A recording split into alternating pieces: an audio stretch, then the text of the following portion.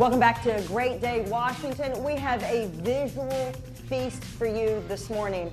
I'm serious. You guys are going to love this. If you're not familiar with Peter Max, you will be by the end of today. His work is iconic. It spans decades, right? I mean, Brian, 60 years. This gentleman's been creating art. For the people at home, I would say probably, 95% of them might be familiar. There's that 5% that goes, I've seen his work, right? Because you see it everywhere. Right.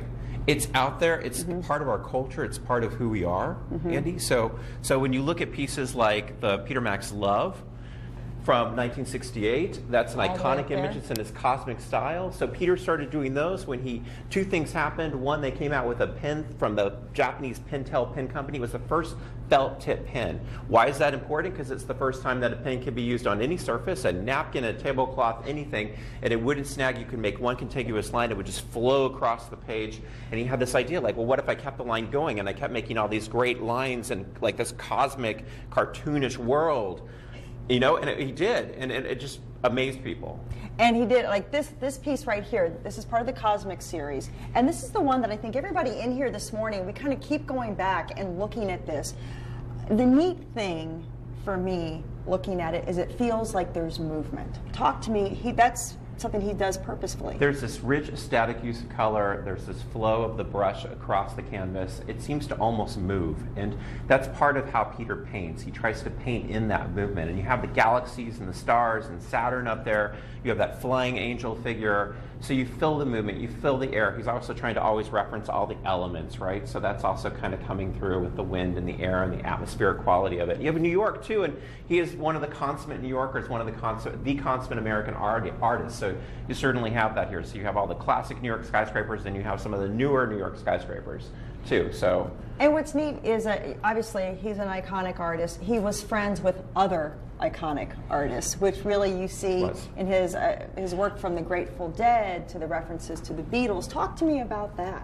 Well, Peter was very much part of that world, and it was a cross-pollination. So you had the music artists of the 1960s and 70s, and you had Peter Max, and they kept going back to his artwork and being influenced by what he was doing, and vice versa. He was listening to them, and he was being influenced by them. So he got to know them. He got to know the Beatles. He got to know the Mamas and the Papas. He got to know Frank Zappa. He got to know all these folks, and they became friends of his, and they also got ideas from him, and he got ideas from them.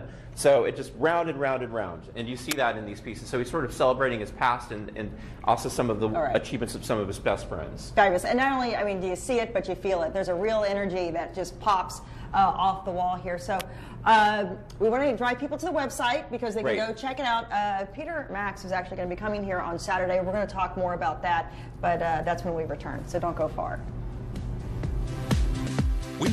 Welcome back to Great Day Washington. We are in the middle of a color explosion, if you will. We're looking at Peter Max artwork. You know what? We started with the groovy era, and now we're kind of seeing how his work has changed over the years. Yes, and it's sort of funny. You know, we talk about how artists change and they're evolving. Peter doesn't see life as linear, really. He sees it as like a circular thing. So he's always pulling from his roots. So up here we have a huge painting, big canvas of this floral, right? This floral, calls it a motion light because flowers are alive when they're still in the vase. And so here you see his wonderful brushwork. We call that wet on wet painting, and what that means is that before the paint's actually dry, he's mixing in other color, or he's putting multiple colors on the brush. Awesome. And how did he learn to do that and get those great strokes, those great big strokes? Well, he uses brushes. Sometimes he uses World War II house painting brushes to get that right look. So, you know, he's just moving his whole body. That's the part, right? It's not like he's just standing stagnant and just moving his hand. I mean, he gets totally involved in what he's doing. He does. Some artists just paint with their wrist.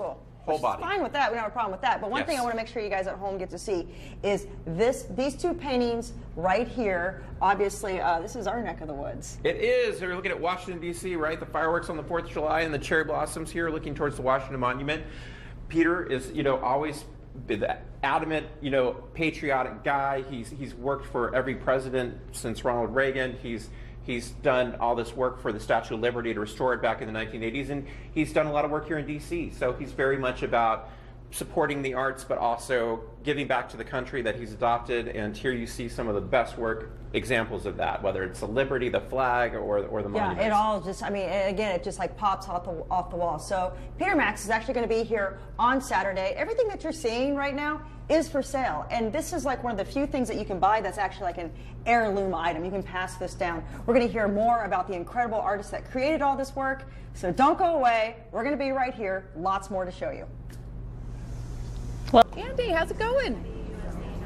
All right. It's going great. Check this out. This is the Peter Max taxi cab.